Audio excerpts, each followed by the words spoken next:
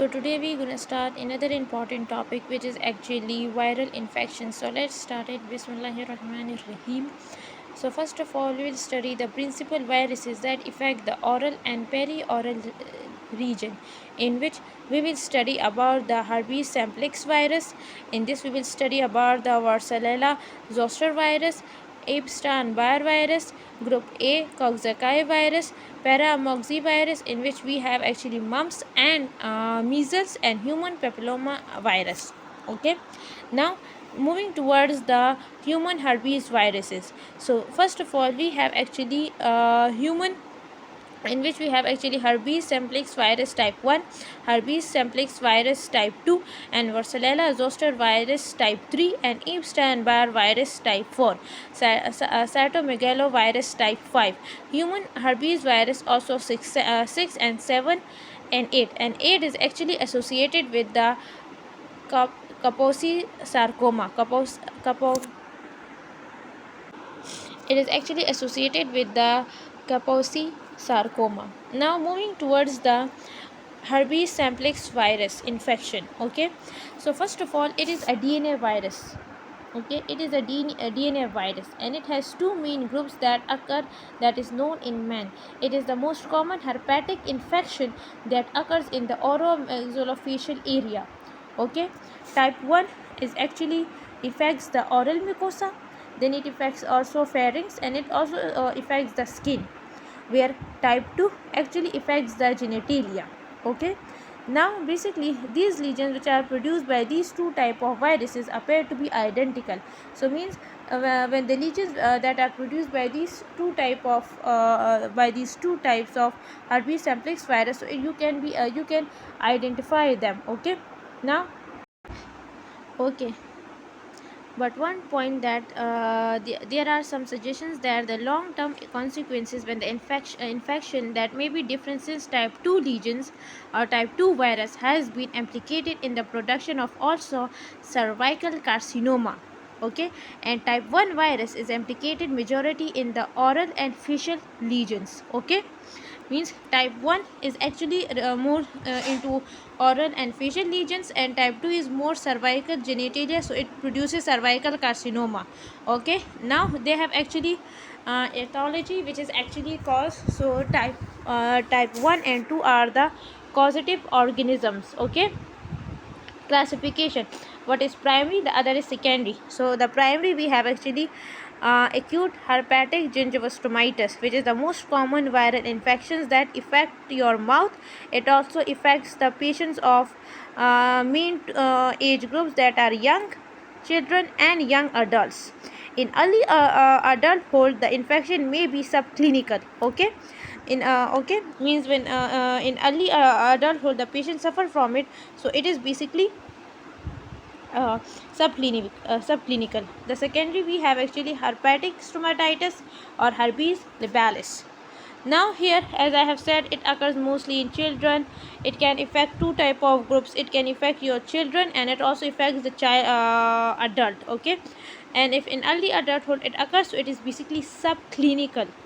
Okay, so subclinical means that the patient actually have the infection, but the patient does not show the symptoms due to his immune system response. There is no actually symptoms of illness or fever. Okay, the incubation period is actually 5 days.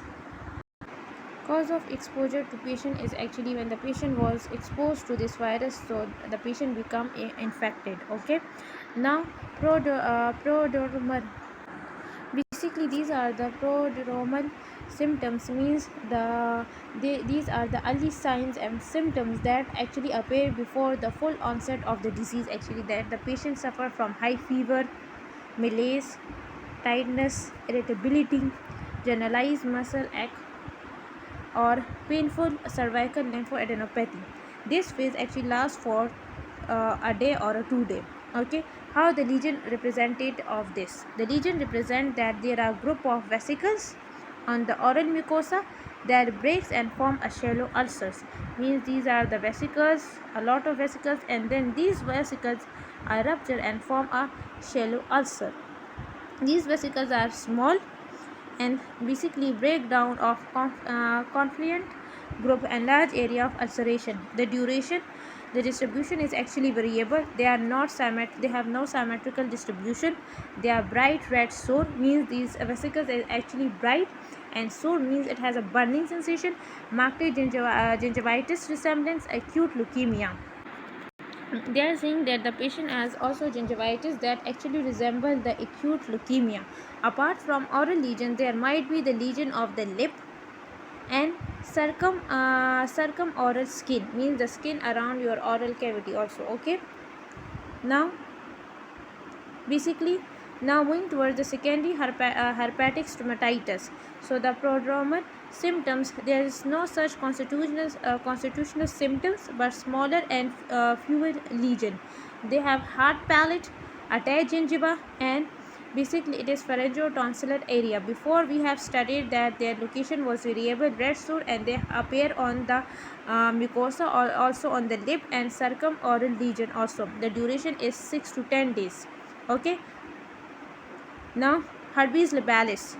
So their prodromal symptoms are actually burning, itching, mild pain in the affected area just before hours before the eruption, means there is itching, burning, and mild pain on the area before the eruption of vesicles on that area. The lesions are small vesicles that rupture and having a crust, ulcers that crust actually. Okay, the location is vermilion border of the lip and perioral skin. The duration is 5 to 8 days. And how you diagnose it is basically on the clinical presentation. It is the clinical inoculation. Inoculation or clinical inoculation is basically the process of introducing a substance in order to stimulate your immune response. Okay, serology test in order to detect the increase in IgE antibody titer or IgM antibody titer. Okay, you will give the patient. Differential diagnoses are aphthous ulcers, herpangina, hand, foot, mouth disease, anag, and peripemphigoid. Then you have erythema multiforme, pemphigus, streptococcal stomatitis, gonococcal stomatitis, primary, secondary syphilis, and traumatic lesions. How you treat the patient, it is very important. Palliative treatment is actually not basically completely resolve the infection. It actually reduces the pain of that. Okay, so first of all, following factors should be assessed. Okay, means which factor is responsible for the causative agent. Number of recurrence, does the patient has how much number of recurrence. Systematic antiviral you can give if the patient is immunocompromised. You can give antiviral. Systematic antiviral should be used with cautions in the immunocompromised, and bed rest for 4 to 6 days for primary herpetic gingivitis. Okay, now suggestive therapies is actually topical rinsing. You will give the mouthwashes like chlorhexidine, gluconate, tetracycline, or benzidamine mouthwash to reduce the discomfort.